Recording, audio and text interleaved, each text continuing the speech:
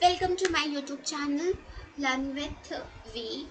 Okay, so my name is Vidisha. I'm your educator, Vidisha Singh. So we are going to study French Revolution class 9th NCERT Social Science. ठीक है, ये social science का सबसे ज़्यादा YouTube पे देखने वाला चैप्टर है और ये सबसे इंटरेस्टिंग चैप्टर भी है। ज़्यादा लेंदी नहीं है, तो आपको स्टार्टिंग में लेंदी लग सकता है क्योंकि आप क्लास 8 से डायरेक्ट आए होते हो 9th में। वरना ये ज़्यादा लेंदी नहीं है, but it's very quite interesting. So it's a very beautiful chapter. इसमें कैसे मोनार्ची का एंड होता है, कैसे कॉन्स्टिट्यूशन बनता है, कैसे पावर का वैक्यूम क्रिएट होता है, कैसे पावर अप्स एंड डाउन्स होती हैं, ठीक है। लोगों ने कैसे अपने इक्वल राइट्स के लिए, वोटिंग राइट्स के लिए और अदर राइट्स के लिए रेवोल्यूशन किया और उनको कैसे रेवोल्यूशन मिला, इसके बारे में ये चैप्टर है। ठीक है, चलिए स्टार्ट करते हैं अपना chapter. Okay, so this is our first page. Okay,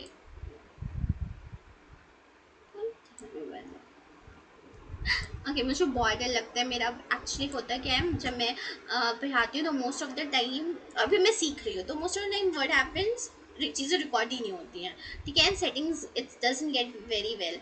सो ये बहुत ही इरिटेटिंग भी है थोड़ा सा, पर इंटरेस्टिंग भी है। हाँ, धीरे धीरे हैबिट हो जाएगी तो इंटरेस्टिंग भी है। सो ओके, सो हम सबसे पहले चैप्टर 1 में, फ्रेंच रिवोल्यूशन में हम ये देखते हैं कि इस लोगों को ये मिलता है idea of liberty, freedom, equality. इसके इसके बारे में इसका जो आइडिया है, इसका अर्थ समझ में आता है और कुछ फिलोसफर की फिलॉसफी सुनने के बाद उनको ये लगता है कि हाँ, ये हमें चाहिए और इसके लिए वो रिवोल्यूशन करते हैं, चीज़ों को करते हैं। एंड देन उनको समझ में आता है इम्पोर्टेंस ऑफ इक्वालिटी, इम्पोर्टेंस कैसे, फ्रीडम। तो फिर जब उनको ये फिर इसके लिए वो लोग रिवोल्यूशन और कई सारे स्टेप्स करते हैं, रिवॉल्ट करते हैं, स्ट्रगल करते हैं, ठीक है। तो फिर उनको ये एक्चुअली ऐसा चैप्टर है जिसमें वर्ल्ड में पहली बार लोगों ने रिवॉल्ट किया, चीज़ें उनसे बर्दाश्त से बाहर हो गई थी चीज़ें, ठीक है। एंड और फिर इसमें क्या होता है फ्रेंच रिवोल्यूशन में, एंड ऑफ मोनार्ची। मोनार्ची जो है, रूल ऑफ द किंग, वो ख़त्म होता है। And the society based on privilege, जो सोसाइटी प्रिविलेज बेस थी, प्रिविलेज बेस मतलब बर्थ राइट उनके पास था हमेशा से, वो ख़त्म होता है। बर्थ राइट, क्योंकि बर्थ से ही है ना कि इतनी प्रॉपर्टी इनके पास है, क्योंकि तो वो बर्थ राइट ही होता था।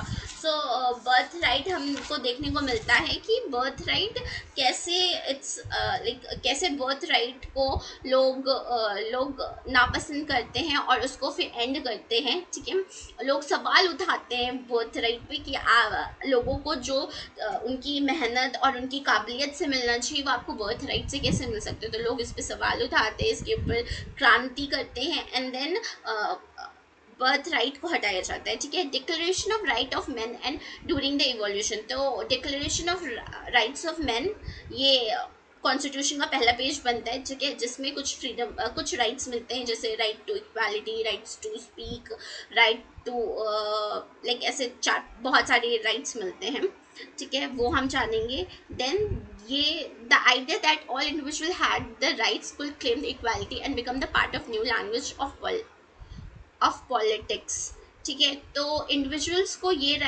आइडिया मिलता है कि इक्वालिटी से, वो इक्वालिटी को कैसे क्लेम कर सकते हैं और वो कैसे अब इक्वालिटी एक नई लैंग्वेज है उनके लिए, और कैसे वो पॉलिटिक्स पे वो पॉलिटिक्स के कुछ फैसलों में हिस्सा ले सकते हैं, कैसे वो अपना योगदान दे सकते हैं, उनको ये लोगों को पता चलता है, ठीक है, यहाँ पे। और ये फिर जब declaration of man, rights of man बनता है, तो यहाँ से एक नया एज शुरू होता है फ्रेंच रिवोल्यूशन में, ठीक है। और ये इस फ्रेंच रिवोल्यूशन का इंस्पिरेशन बहुत लोग लेते हैं, जैसे कि बहुत सारी कंट्रीज़ लेती हैं, जैसे China, Africa and south America, ठीक है। ये सब यहाँ से इंस्पिरेशन लेती हैं और यहाँ के आइडियोलॉजीज़, यहाँ के फिलोसफर ने जो चीज़ें की वो इम्प्लीमेंट करने की कोशिश करती हैं। इंडिया में टीपू सुल्तान, ऐसे बहुत सारे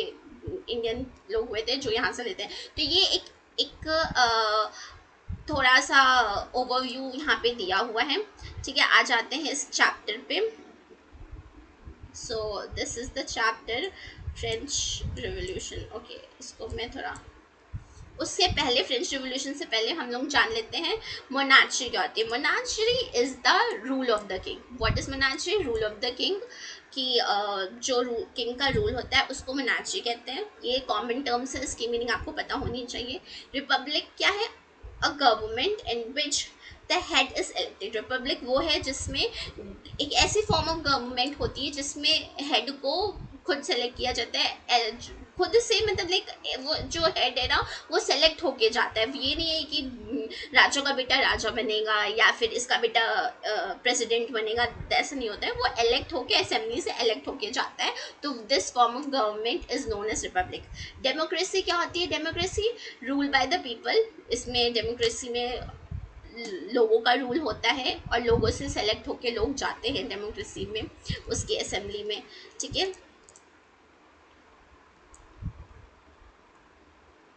ओके। सो ये है हमारा फर्स्ट चैप्टर का फर्स्ट पेज। सो राइट, स्क्रीन पे ये थोड़ा कम सही से दिख रहा है ना? आई आई होप अब सही से दिख रहा होगा। हाँ, हाँ मुझे बहुत डर लगता है क्योंकि चीज़ें होती क्या है मेरे साथ कि वो सही से दिखती नहीं है। So here it goes. और बड़ा कर दूँ? आई डोंट थिंक कि ज़्यादा बड़ी करने की ज़रूरत है, वो दिख ही रहा होगा। Right, okay. So the French revolution. French revolution ये कब शुरू होता है? 18 सेंचुरी में। 18 सेंचुरी का मैंने बता दिया कि what is 18 century. 18 century, late 18 century में शुरू होता है फ्रेंच रिवॉल्यूशन। और ये 18 सेंचुरी किसको बोलते हैं? जब 700 से लेके 1800 के बीच में हम दौड़ लगाते हैं, मतलब 700 से जब 1800 की तरफ हम जाते हैं तो वो 18 सेंचुरी कहलाता है। ठीक है, ठीक है। इसमें हम बात क्या करते हैं? We talk about backward. इसमें हम बात करते हैं पीछे के बारे में, बैकवर्ड के बारे में बात करते हैं। ठीक है, तो ऑन द मॉर्निंग ऑफ 14 जुलाई 1789, ये सब बहुत इंपॉर्टेंट डेट है। ये पहली डेट है और ये बहुत ही इंपॉर्टेंट डेट है। इसको आप अपनी बुक एंड कॉपी लेके बैठिए, बुक एंड पेंसिल लेके बैठिए, उसमें अंडरलाइन करिए क्योंकि ये बहुत ही इंपॉर्टेंट डेट है। दैट इज 14 जुलाई 1789। ठीक है, इस दिन क्या हुआ था? इस दिन well,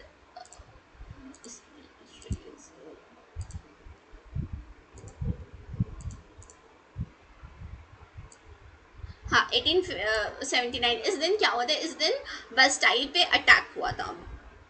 the city of Paris was the state of the alarm. Paris की सिटी में अलार्म बचा था क्योंकि यहाँ पे अटैक होने वाले थे। दैट्स वाई पेरिस की सिटी में द सिटी ऑफ पेरिस, जो पेरिस एक सिटी है, वो अलार्म में थी। अलार्म में मतलब वहाँ पे बहुत दंगे वंगे हो रहे थे और वहाँ पे काइंड ऑफ अलार्म बजा था। ठीक है, the king had commanded troops to move into the city.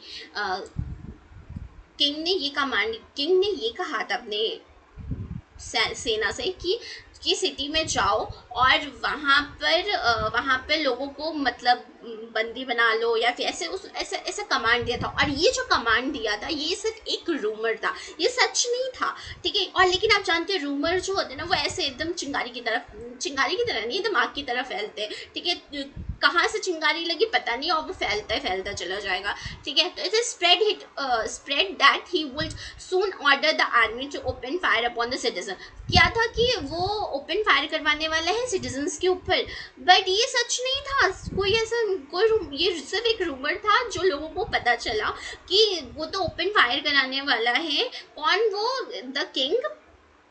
तो some 17,000 men and women gathered in front of the town hall and decided to form a people's militia। ठीक है, तो town hall के सामने लोग 7,000 लोग जिसमें मैन एंड वुमेन दोनों थे, वो क्या करते? वो वहाँ पे गैदर करते, वहाँ पे इकट्ठा होते हैं और वहाँ पे वो डिसाइड करते हैं कि फॉर्म अ पीपल्स मिलिट्रिया। मिलिट्रिया मतलब होता है weapon in hands of people, जो लोगों के हाथ में जो वेपन्स होते हैं वो होता है मिलिट्रिया। एक्चुअली मेरा माउस है ना, तो it doesn't work very properly, तो मैं यहाँ पे इस पर लिख तो नहीं पाऊंगी, बट इसको लिखने की कोशिश करती हूँ। Weapon, it means VAPO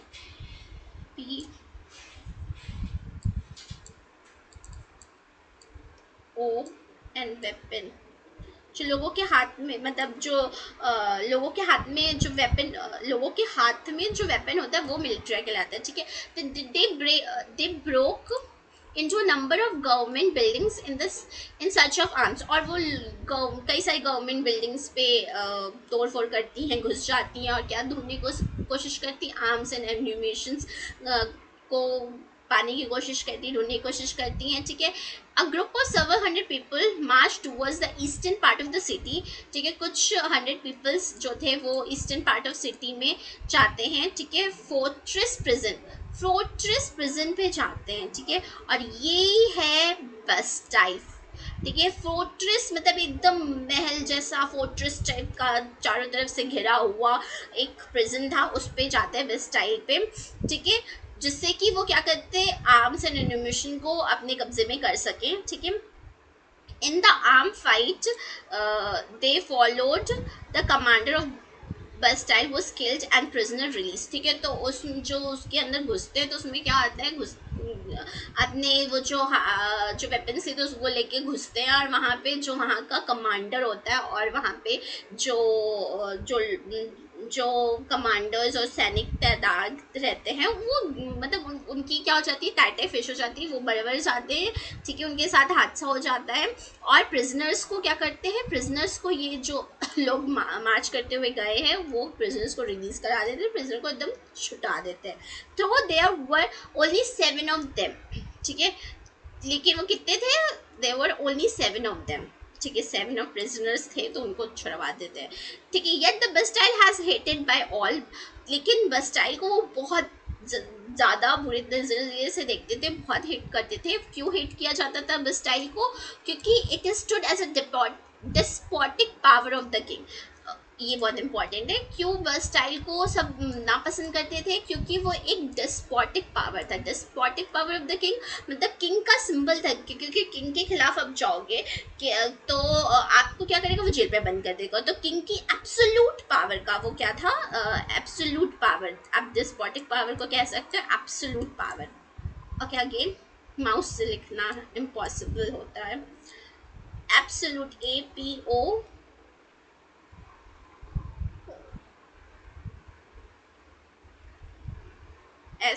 APSO।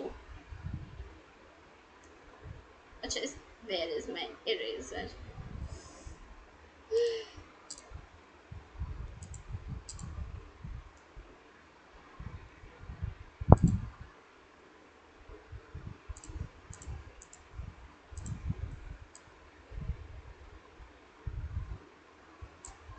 Okay, let me write absolute A B,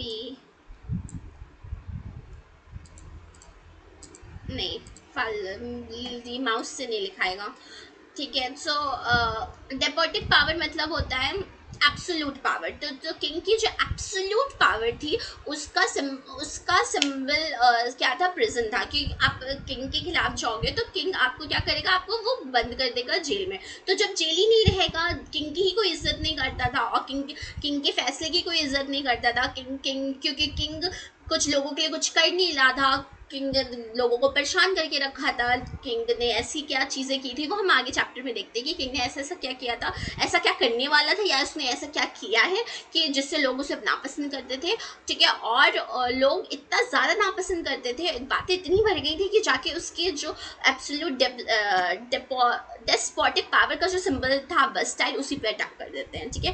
तो वो कब करते हैं, 14 जुलाई 1789 को अटैक करते हैं, ठीक है। The fortress was demolished and the stone fragment was sold in the market, ठीक है। जो क्या था, फोर्ट्रेस जो डिस्ट्रॉय हो जाता है, डैमेज्ड हो जाता है, और उसके जो स्टोन फ्रैगमेंट्स है, तो उसके टूटे टूटे पत्थर, जो पत्थर के कंकर कंकर नहीं बट हाँ उसके पोर्शन ऑफ स्टोन्स, उसको वो मार्केट में ले जाके एज अ सोवेनियर बेच देते हैं, या लोग अपने घर पे एज अ सोवेनियर उसको सजा के रखते हैं कि हमने पहली बार किंग के खिलाफ लड़ाई की और उसमें हमने किंग के बस्टाइल को डिस्ट्रक्ट किया, तो उस एज अ सोवेनियर वो अपने घरों में रखते थे। ठीक है, मार्केट में बिकता था ये। ठीक है, the days that followed saw more rotting both parish and countryside। फिर ये जो दिन चल रहा है ये दिन फॉलो होगा, और पेरिस और कंट्री साइड में और भी दंगे होंगे। Most people were protesting against the high price of bread, और बहुत सारे लोग ये हाई प्राइस ऑफ ब्रेड के लिए प्रोटेस्ट कर रहे थे। ठीक है, much later when historian look upon this time, बाद में जब हिस्ट्री ने इस पे देखा तो उनको पता चला कि यही तो beginning of the chain of events है, जिस जो कहलाता है फ्रेंच रिवॉल्यूशन। फ्रेंच रिवॉल्यूशन किसी एक इंसिडेंट को नहीं कह सकते, वो it is a combination of lots of events which happened there, and उसकी वजह से किंग को, और किंग कैसे मोनार्ची से हटा हो, तो कई सारी इवेंट्स को मिला के हम फ्रेंच रिवॉल्यूशन कहते हैं। ठीक है, तो ये बस स्टाइल पर टैग और सिर्फ ये नहीं, और भी चीज़ें होंगी। ठीक है, पेरिस में, कंट्री साइड में लोगों की सर्वाइवल पे बात आ जाती है, तो कई सारे इवेंट्स एक साथ मिलके क्या बनाते हैं, पूरा फ्रेंच रिवॉल्यूशन बनाते हैं। ठीक है, लेकिन शुरुआत यही से होती है कि ऐसा कौन सा टिगर हुआ था, टिगरिंग टिगरिंग इवेंट कौन सा था, तो that is the attack on Bastille is a triggering event जो फ्रेंच रिवॉल्यूशन कराता है। ठीक है, France though most people at the time did not anticipate the outcome, बहुत लोगों ने आउटकम नहीं सोचा था कि इसके बाद क्या होगा या फिर क्या क्या होगा। How did and why did happen, क्यों हुआ, कैसे हुआ, कहाँ, ये हम आगे देखेंगे। तो ये चैप्टर का इंट्रोडक्शन पार्ट है। तो अब हम ये वंडर कर रहे होंगे कि चैप्टर के इंट्रोडक्शन पार्ट में इन्होंने ऐसी कहानी के बीच से उठा के एक इवेंट क्यों रख दिया है। ठीक है, एक इवेंट को क्यों इन्होंने डाला है, क्योंकि वो आपको वो बताना चाह रहे हैं कि बस्टाइल पे जो इवेंट ये जो हुआ है यही एक टिगरिंग पॉइंट था, टिगरिंग इवेंट था, जिससे फ्रेंच रिवॉल्यूशन की शुरुआत हुई। ठीक है, जो चिंगारी का काम करता है ये इवेंट। ठीक है, फिर उसके बाद सारे इवेंट मिल के फ्रेंच रिवॉल्यूशन को करते हैं, तो दैट्स व्हाट हैपेंड। ठीक है, आपने एक मूवी देखी होगी बैक इन 2022, मलंग। मलंग एक मूवी थी। ठीक है, तो जब मूवी की स्टार्टिंग होती है, ठीक है, इट्स जस्ट ये चैप्टर का समझ लो एक मूवी है। ठीक है, जस्ट, और इसमें बहुत अच्छी कहानी है। ठीक है, जो मैं आपको एग्जांपल दे रही हूँ 2022 में जो मलंग आई थी, आई थिंक 2022 में ही आई थी। ठीक है, तो उसमें जब वो मूवी स्टार्ट होती है, जो आदित्य राव होता है वो जेल में फाइट कर रहा होता है। ठीक है, वो लोगों को धो रहा होता है, तो उसकी फाइट सीन दिखाते हैं। ठीक है, फिर वो पूरी फाइट सीन खत्म हो जाती है तो फिर स्टोरी स्टार्ट होती है। ठीक है, डेट आती है, डेट से फिर स्टार्ट होती है, तो फिर आपको पता चलता है कि बाद में मूवी के लास्ट में आपको पता चलता है कि आदित्य राव जेल कैसे पहुंचा। ठीक है, और जेल में ऐसा क्या हुआ, क्यों किसने उसका ब्रेसलेट चुरा लिया, उस ब्रेसलेट की क्या मीनिंग थी उसके लिए आदित्य राव की, और उसको किसी ने उसको छीना तो उसको इतना गुस्सा क्यों आया, और वो लोगों को धोने क्यों लगा, लोगों को मारपीट क्यों करने लगा जेल में। ठीक है, फिर वो अपना बदला कैसे लेता है, वो फिर चीज़ें पूरी मूवी में लास्ट में फिर उसके आगे की। ठीक है, तो वो जेल कैसे पहुंचा ना, वो फिर वो सीन फिर दोबारा वहाँ पे दिखाया जाता है कि वो जेल कैसे पहुंचा। ठीक है, तो वो जेल जो स्टार्टिंग में जेल में फाइट वाली सीन थी, फिर वो बाद में फिर से आती है मूवी के लास्ट में, एंड में, और फिर उसके आगे क्या होता है वो पता चलता है। तो इट जस्ट लाइक इसमें भी ऐसा ही हो रहा है, इन्होंने एक इंसिडेंट पहले दिखा दिया है, फिर ये स्टोरी पूरा बिल्डअप करेंगे, एंड देन फिर ये इवेंट फिर से आएगा, और फिर इसके बाद क्या होगा वो आपको पता चलेगा। एक मैं आपको रिसेंट एग्जाम्पल देती हूँ, ऐसी कौन सी मूवी है, हाँ, देयर वाज दिस मूवी शैतान, शैतान नाम था आई थिंक उस मूवी का। हाँ, शैतानी नाम था, मैं गई थी उसको देखने। तो उस मूवी में there was this hero, hero कौन था,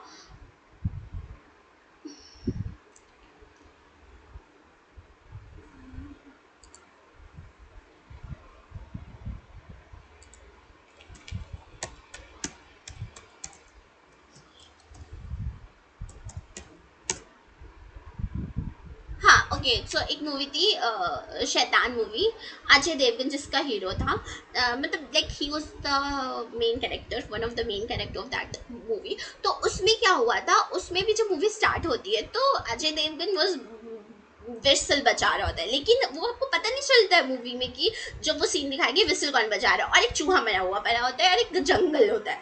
तो फिर बाद में, और फिर उसके बाद वो कहानी डेवलप करते हैं, उन लोग स्टार्ट करते हैं, डेवलप करते हैं कहानी को कि फिर वो अजय देवगन अपनी फैमिली के साथ क्वालिटी टाइम स्पेंड करता है, और वो लोग क्वालिटी टाइम स्पेंड करने के बाद दे वेंट इनटू किसी फार्म हाउस में जाते हैं कुछ छुट्टियां बिताने के लिए, एंड देन फिर उनके साथ जो पूरी चीज़ें होती हैं, एंड देन लास्ट में आपको वो सीन फिर से दिखाया जाता है, तो जो सीन फर्स्ट में दिखाया गया था कि वो सीटी बजा रहा था, और फिर जो सीटी जो पहले जब फर्स्ट टाइम जब दिखाया गया था तो पता नहीं चल रहा था सीटी कौन बजा रहा था, बट सीटी की आवाज़ आ रही थी, विस्लिंग की साउंड आ रही थी। फिर बाद में पता चलता है कि हाँ यहाँ स्टार्टिंग में साउंड आ रहा होता है, कोई इंसान चल के आ रहा होता है, तो फिर वो फाइनली वो पूरी कहानी खत्म होने के बाद वो सीन लास्ट में दिखाया जाता है, वो विंस आता है, सिटी बजाता है, वो चूहा उठाता है और फिर वो जाता है मूवी के विलन को देने, ठीक है, वो चूहे को देने जाता है, ठीक है। तो आपको पूरी चीज़ें पता चलती है कि अरे ऐसा क्या हो गया था, इतनी नफरत, इतना गुस्सा क्यों अजय देवगन को आ गया था। तो उसी तरह इस फ्रेंडशिप रिवोल्यूशन में इस चैप्टर को बहुत ही खूबसूरती से लिखा गया है। तो आपको एक पहला इंसिडेंट इन्होंने टिगरिंग इंसिडेंट दे दिया, फिर इसके बाद ये पूरी स्टोरी डेवलप्ड होगी, ठीक है, फिर से ये इंसिडेंट आएगा, एंड देन इसके बाद क्या चीज़ होंगी वो आपको पता चलेगी। मैंने आपको मूवी का सिर्फ एक एग्जाम्पल दिया, तो keep that thing as just as an example, ठीक है।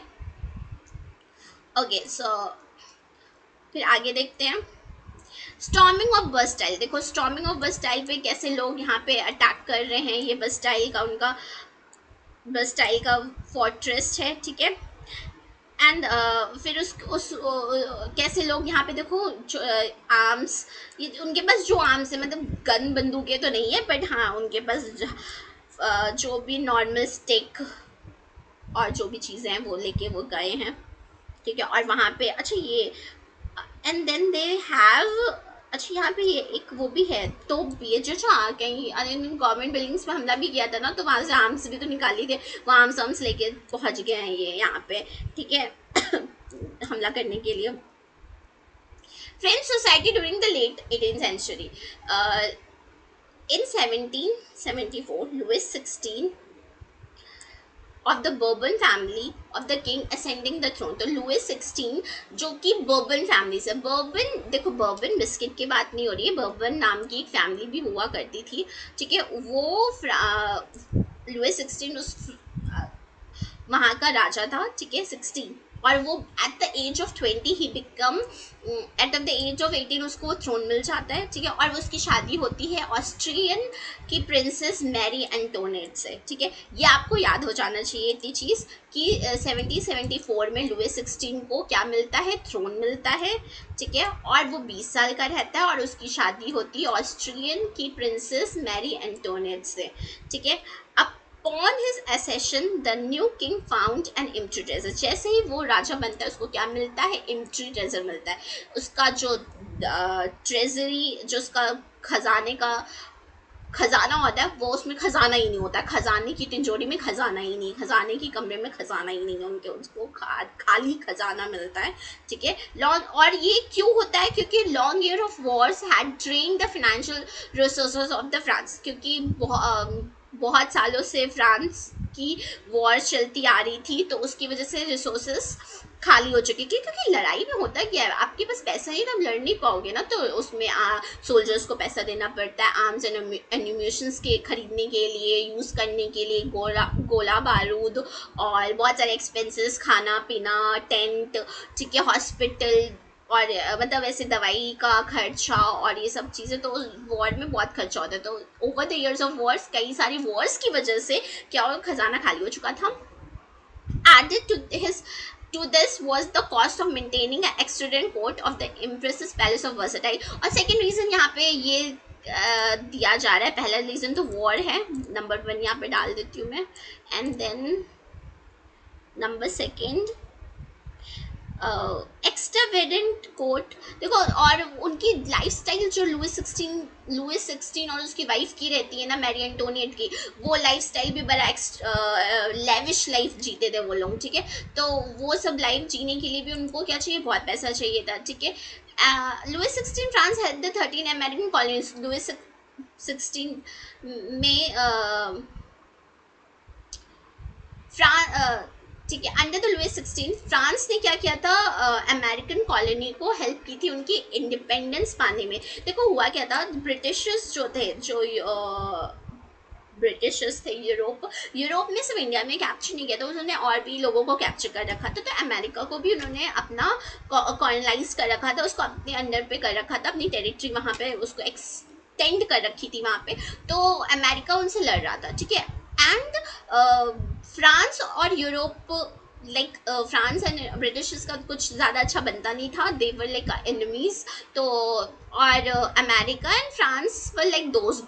तो फ्रांस ने बोला कि तुम लड़ाई करो, मैं तुम्हारी हेल्प करता हूँ, लड़ाई करो, मैं तुम्हें हेल्प करूँगा। तो हेल्प कैसे करेगा, पैसे दे के ही करेगा, क्योंकि उस वॉर में तो पैसा बहुत लगता है। तो उसने क्या हुआ था, 13 कॉलोनीज को इंडिपेंडेंट होने के लिए उसने क्या किया था, जो उनका कॉमन एनिमी था ब्रिटेन, ठीक है, उसके लिए उसने पैसे दिए थे। The war added more than billion livres to the depth.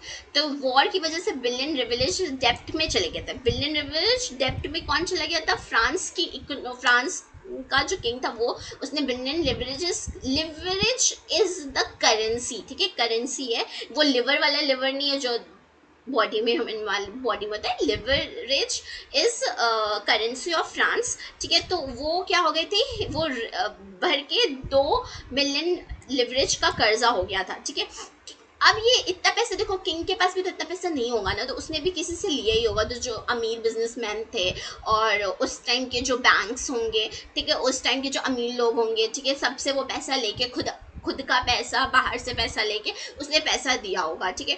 तो और जो जो दूसरों से उसने बिजनेसमैन और जो उधार देने वाले लोगों से जो पैसा लिया होगा, उन पे क्या, तो वो पैसे तो दे दिए होंगे किंग, क्योंकि ऑब्वियसली किंग ने मांगा है, किंग को कैसे नहीं देंगे। तो वो पैसा क्या हुआ, उस पर फिर कर्ज भर गया था, और वो टोटल कर्ज कितना हो गया था, 2 बिलियन लिवरेज का हो गया था। Lenders who gave the state credit now began to charge 10% interest on loan। जिन्होंने स्टेट को क्रेडिट दिया था, फ्रांस को क्रेडिट दिया था, उन्होंने अब क्या किया, उन्होंने अब उस पर इंटरेस्ट चार्ज करना स्टार्ट कर दिया। 10% चार्ज कर रहे थे, ठीक है। और वो चार्ज करके कितना अब भी पैसा हो गया था, 2 बिलियन लिवरेज का पैसा हो गया था, ठीक है। So the France government was oblige to spend the increasing percentage of its budget on the interest payment alone, ठीक है। तो अब क्या था, फ्रांस को सिर्फ उसका ओरिजिनल पेमेंट नहीं देनी थी, मतलब जो मेन पेमेंट थी, प्लस उसमें इंटरेस्ट भी देना था, ठीक है। तो वो परसेंटेज बढ़ता जा रहा था। To meet the regular expenses such as the cost of maintaining an army, ठीक है। तो एक रीज़न ये हो गया, हमने यहाँ पे तीसरा रीज़न देखा था कि अमेरिका की 13 कॉलोनीज को आज़ाद होने के लिए उसने पैसा दिया था फ्रांस ने, ठीक है। और वो पैसा 2 बिलियन रिवलेज तक का हो गया था। फिर थर्ड रीज़न देखते हैं यहाँ पे, third reason number 3, to meet the regular expenses such as cost of maintaining an army, the court running government। तो जो वहाँ के रेगुलर एक्सपेंसेस किनको मीट करने पड़ते, जो डेली के खर्च थे उसके, उसका डेली का खर्च, आर्मी का, कोर्ट चलाने का, गवर्नमेंट ऑफिसेस चलाने का, यूनिवर्सिटीज़ स्कूल्स चलाने का, ठीक है, वो उसका खर्च भी था, ठीक है। और अब पैसा कहाँ से आएगा, तो किंग को मजबूरन अपने टैक्सेस को क्या करना पड़ा, मजबूरन कह लो, या फिर उसको, वो खुद तो किंग तो काम करेगा नहीं ना, किंग तो काम करने जाएगा नहीं, वो कहाँ किस खेत में काम करेगा, वो तो करता करिएगा। तो उसने क्या किया, उसने क्या हुई ही इंक्रीज द टैक्सेस, उसने टैक्सेस इंक्रीज कर दिए। Yet even the measure will not have sufficient, लेकिन इंक्रीज करने के बाद भी इतना ज़्यादा पेमेंट नहीं आ रहा था कि वो पैसा उधारी जो है किंग वापस कर सके। French society in the 18th century was divided into 3 state. French society किस में डिवाइडेड, 3 स्टेट में डिवाइडेड थी, ठीक है। ओनली द थर्ड स्टेट पे टैक्सेस, जो टैक्स जो पे करता था वो सिर्फ थर्ड स्टेट ही टैक्स पे करता था। ओके, सो अब थोड़ा सा इसमें देख लेते हैं। Okay, federalism. फेडरलिज्म मैंने नहीं लिखा गया यहाँ पे।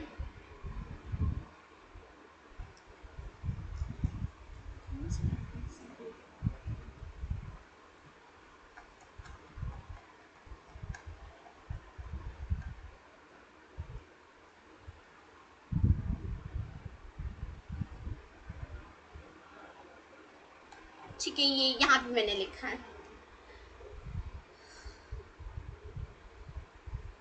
ओके, तो हम देखते हैं कि फ्रांस, जो फ्रांस को क्या था, फ्रांस ने क्या किया था, नंबर वन रीजन कि उसने 13 अमेरिकन कॉलोनी को हेल्प किया था for gaining the independence. France के ऊपर क्या हो गया था, 1 मिलियन रिवरेज का कर्जा हो गया था, जो कि बढ़कर 2 बिलियन रिवरेज का हो जाता है। ठीक है, यहाँ पे रिवाइज करते हैं, और ये सब कब हुआ था, 1789 में हुआ था। ठीक है, और उसको अपनी cost of maintaining royal mention, palace, army, court, college, school etcetera, उसको ये मेंटेन करना पड़ रहा था। ठीक है, and king and queen had the party, और किंग और क्वीन क्या करते, पार्टी करते थे। देखो वो जो पार्टी करते थे ना किंग एंड क्वीन, वो बहुत ही लेविश होती थी। जैसे अगर आपने ब्रिजिटन देखा हो तो उसमें लिटरली लोग, जैसे ब्रिजिटन में वहाँ की क्वीन और वहाँ की जो पीपल ड्रेसअप कर देते, लिटरली ऐसे ही फ्रेंड्स की सोसाइटी में लोग अपनी ड्रेसअप कर देते हैं। जैसे किंग के इतनी बड़ी बड़ी विग्स होती थी और इतनी सारी ज्वेलरीज पहनते थे वो लोग डायमंड की, और गाउन उनका इतना हैवी सा, द फ्लोरल वाला। ठीक है, सो लिटरली ऐसे ही वहाँ पर मतलब फ्रांस की जो क्वीन थे, और वहाँ ऐसी ही तैयार होती थी एकदम बड़ी सी विग।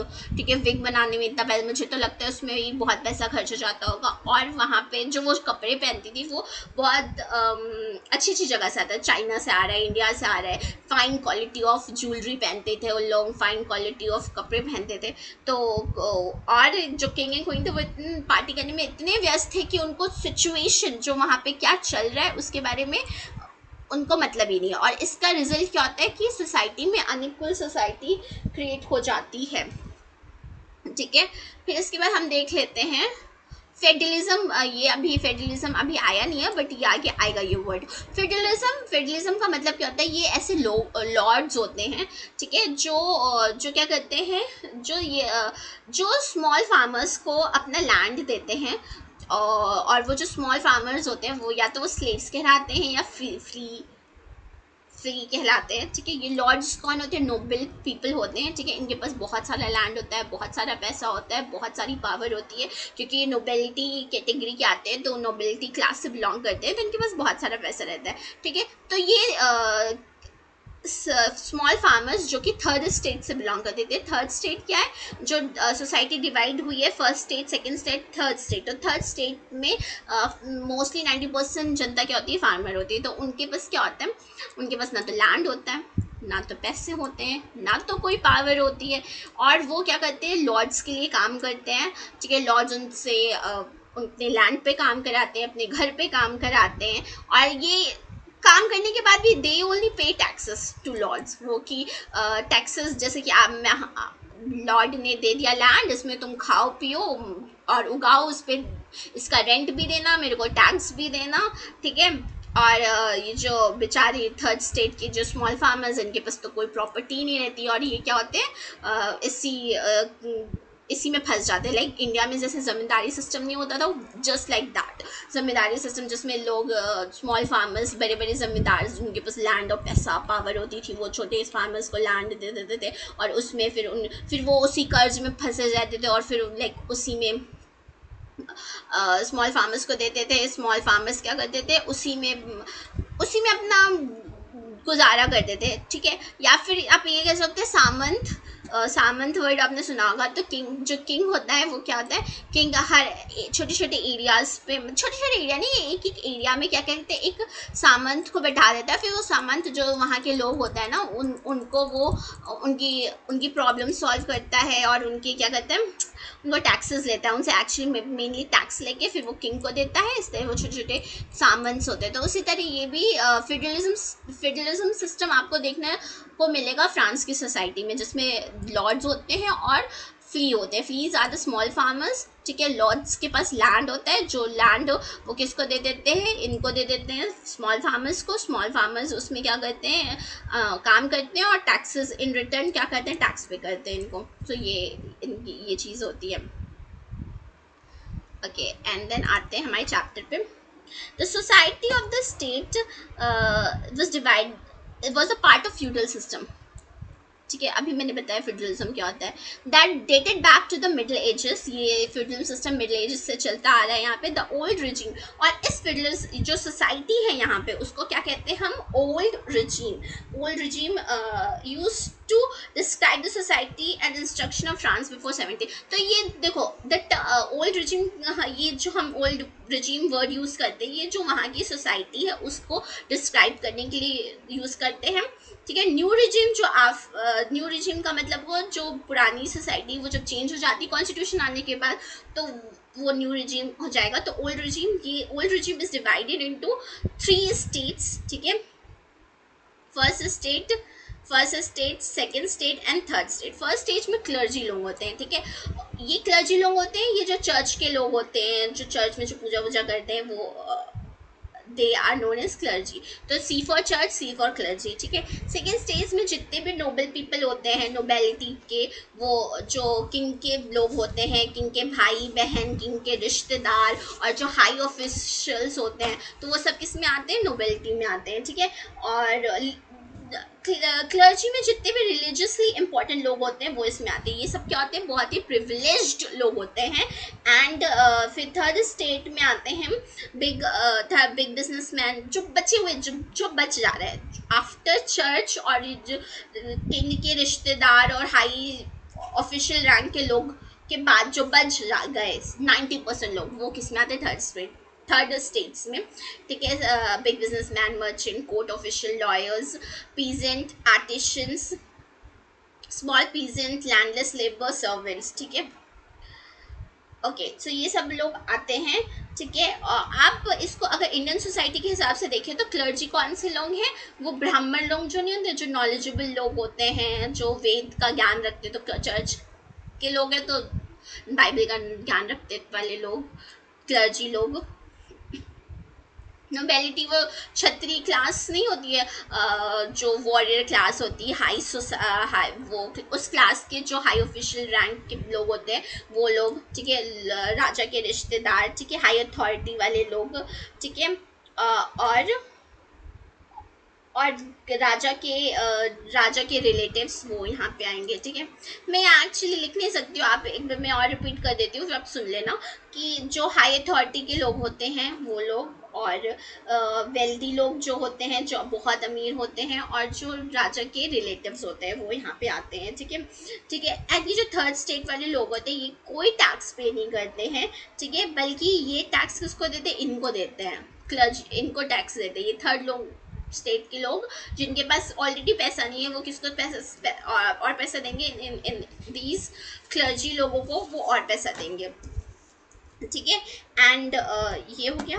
देन फिगर टू को एक्सप्लेन किया है। देखो ये फिगर तो कभी नहीं आएगा, बट जो चीज़ एनसीईआरटी में फिगर्स नहीं आते हैं, बट जो चीज़ लिखी होती है वही चीज़ आती है। मतलब अगर तो यहाँ पे इस फिगर को इन्होंने अच्छे से लिखा है तो इस पे क्वेश्चन आ सकता है, तो इसको आप थोड़ा ध्यान से पढ़ना, ठीक है। इस पे क्वेश्चन कैसे बन सकता है, इस पे क्वेश्चन बन सकता है कि इस फर्स्ट वाले पैराग्राफ पे वो आपको क्वेश्चन बन सकता है कि give the reasons for the empty treasury. तो हमने यहाँ पे 3-4 रीजंस देखे थे, वो हो गया, ठीक है। ओल्ड रिजीम में सोसाइटी कैसे थी तो वो आप डिस्क्राइब कर सकते हो, वो यहाँ पे बहुत अच्छे से लिया है सेकेंड पैराग्राफ में कि ओल्ड रिजीम में सोसाइटी कैसी है, ठीक है।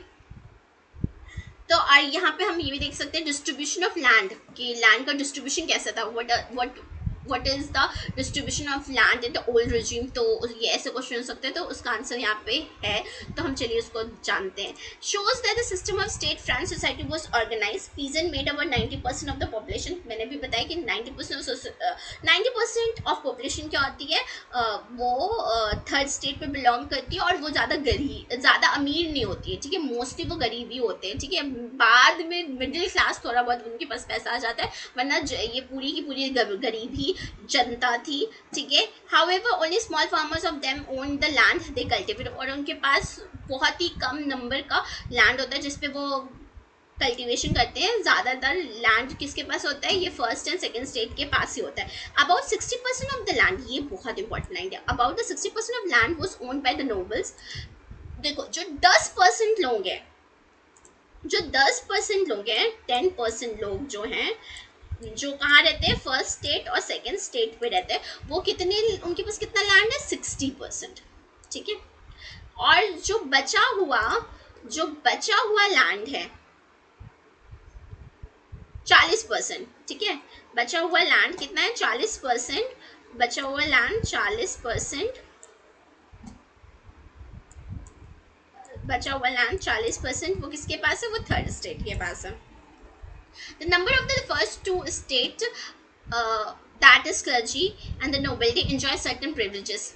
जो क्लर्जी और नोबिलिटी के लोग हैं वो कुछ प्रिविलेजेस, बोथ राइट, पैदाइशी कुछ प्रिविलेज एंजॉय करते थे। द मोस्ट इम्पॉर्टेंट, उसमें से सबसे इम्पॉर्टेंट क्या था कि from paying taxes to the state, ठीक है, जो थर्ड स्टेट को क्या करना पड़ता है, उनको टैक्स देना पड़ता था। और ये जो क्लर्जी सोसाइटी है ना, ये क्लर्जी वाले लोग, ये किसी को टैक्स नहीं देते थे, ठीक है। And these include feudal dues, जो थर्ड स्टेट के लोग हैं वो फ्यूडल ड्यूज भी दे रहे हैं, ठीक है, जो अमीर लॉर्ड्स हैं उनके लैंड पे जो काम कर रहे हैं उनको फ्यूडल ड्यूज दे रहे हैं, ठीक है, और क्लर्जी को अलग दे रहे हैं टैक्स, ठीक है, और किंग को भी टैक्स दे रहे हैं, इनडायरेक्ट टैक्स भी दे रहे हैं, डायरेक्ट टैक्स भी दे रहे हैं, तो बहुत सारे कई फॉर्म ऑफ टैक्स इस थर्ड स्टेट के लोगों को देना पड़ता है, which they extended from the peasants were obliged to render services to the lord. Peasants को क्या था, उनको क्या करना, उनका ये एक उनको सर्विसेज देना पड़ता था लॉर्ड्स को, क्योंकि वो लॉर्ड्स के उसमें काम करते थे, तो लॉर्ड्स की लैंड्स पे काम कर रहे हैं, उस पर उनका रोज गुजारा हो रहा है, तो उनको लॉर्ड का हर तरह का काम करना पड़ता था, ठीक है, जैसे कि उनके हाउस में काम करना पड़ता था, फील्ड में काम करना पड़ता था, to serve them in the army और to participate the building rules, उनकी आर्मी में भी काम करना पड़ता है, वॉचमैन का काम भी करना पड़ सकता है, एरेंट भी दौड़ना पड़ता है, और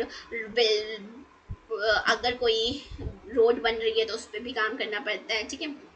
द चर्च, देखो ये अमीर लोगों की बात हो रही है, द फ्यूडल, जो अमीर लॉर्ड्स होते हैं वो कैसे पीजेंट पे अत्याचार करते थे, उनसे तो फ्यूडल ड्यू लेते थे पहली चीज़, फिर उनसे सर्विसेज भी लेते थे, उनसे अपने घर के काम भी कराते थे, फिर उनसे अगर बिल्डिंग्स बन रही है, रोड बन रही है तो रोड को भी बनाने में हेल्प लेंगे, अगर अपने घर में गार्ड चाहिए, निगरानी रखनी है तो उसके लिए भी पीजेंट को परेशान करेंगे, ठीक है। फिर अब चर्च क्या करते थे, चर्च भी अपना टैक्स का शेयर लेता था, जो कि तिथे खिलाता था, किससे लेता था, पीजेंट से। Finally all members of the third state had to pay the taxes to the state, तो थर्ड स्टेट के लोगों को टैक्स पे करना पड़ता था। These include the direct tax का टाइले, ठीक है, and a number of indirect taxes were levied on the articles of everyday consumption, ठीक है, और इनडायरेक्ट टैक्स जैसे कि कई सारी कम्युनिटीज़ पे देना पड़ता था, वो की जो कि थी सॉल्ट, टबैको, ठीक है, और the burden of the financial activity of the state through the taxes were borne by the third state alone, तो जो टैक्सेस का जितना भी भार है, टैक्सेस का जो भार है, उस टैक्सेस के भार को उनको किसको लेना पड़ता था, सारी फाइनेंशियल एक्टिविटी का सारा टैक्सेस का भार थर्ड स्टेट को लेना पड़ता था, ठीक है। यहाँ पे कुछ डेफिनेशंस दी हुई हैं। लिवे मतलब यूनिट ऑफ करेंसी जो कि फ्रांस में यूज़ होती है। क्लर्जी क्या थी, ये group of person invested with the special function, ये क्लर्जी वही जो प्रीस्ट होते हैं, वही लोग हैं जो चर्च में स्पेशल काम करते हैं, फंक्शंस ऑफ चर्च करते थे, दे नोन एज क्लर्जी। थे tax levied by the church, थे वो टैक्स है जो चर्च लेता था, जिसमें 1/10 ऑफ एग्रीकल्चर प्रोड्यूस, जो थर्ड स्टेट जितना भी कमा रही है, जितना भी उगा रही है, उसका 1/3 कौन ले जाएगा, वो चर्च ले जाएगा। Taille tax paid directly to the state, ये डायरेक्ट किंग को जो टैक्स मिलता था, तो वो टाइले कहलाता है, स्टेट को डायरेक्ट पे कर देते हैं। तो ये न्यू वर्ड्स है, इसको याद अच्छे से पढ़िएगा। इसमें तिथे और टाइले बहुत इंपॉर्टेंट है, ये पूछा जा सकता है। आ जाते हैं नेक्स्ट में। नेक्स्ट आती है ये डायग्राम। ये डायग्राम है फिगर 3, जिसमें एक्सप्लेन करता है spider and the fly. Spider and fly मतलब देखो, एक ये स्पाइडर है और यहाँ पे फ्लाई भी होगा। तो स्पाइडर एंड फ्लाई मतलब ये जो स्पाइडर है ना, एंड यहाँ पे फ्लाई भी है। तो स्पाइडर ये इसको फर्स्ट एंड सेकंड स्टेट के लोगों को कहा जा रहा है, और ये थर्ड फ्लाई किसे कहा जा रहा है, थर्ड स्टेट के लोग जो अल्टीमेटली जो चीज़ें सामान लेके आ रहे हैं, इसको इनको इनके खजाने में दे रहे हैं। फिर भी ये लोग आराम से बैठे हुए हैं। हैवी नी बीचेस मतलब जो अमीर लोग होते थे ना, वो बहुत नी बीचेस पहनते थे, मतलब अपने घुटनों पे मेटल का, सोने का, चांदी का नी बीचेस पहनते थे, और वो अपने आप को रिपीटेड दिखाते थे। ठीक है, ठीक है। देखो ये बढ़िया मस्त सी हैट लगाए हुए चेयर पे बैठे हुए अमीर लोग बैठे हुए हैं। ओके, तो आई ठीक है। और the more the devil has the more he wants, जितना डेविल को चाहिए, इस डेविल को जितना चाहिए, उससे जितना भी उसको मिल जाए, पर उस उतना ही वो उसे और चाहिए होता है। ठीक है, तो ये noble man is described as a spider, और पीजन को डिस्क्राइब की है as a fly. The poor fellow being everything, grains, fruit, money. ठीक है, दिस पुअर फेलो ब्रिंग्स, ये जो जो बेचारा इंसान है, ये इसके लिए क्या लेके आता है, फ्रूट्स, मनी, सैलेड। जो और ये जो फैट लॉर्ड है, मोटा सा लॉर्ड, ये क्या कर रहा है, वहाँ आराम से बैठा हुआ है और हर चीज़ एक्सेप्ट करता जा रहा है। और he does not even care to grace him with a look, और उसको उसकी तरफ देखने के भी उसके पास, यहाँ पे आइस पे तो मैंने, उसके पास देखने का भी वक्त नहीं है, वो उसको देख भी नहीं रहा है कि वो क्या कर रहा है। वो आया है कि उसको थोड़ी सी इज्जत दे दे, नहीं देखना भी, उसकी तरफ आँख उठा के भी नहीं देखता है। ठीक है, अब हम इसके बाद पढ़ेंगे struggle to survive in our next class. तो मीट यू सून, बाय।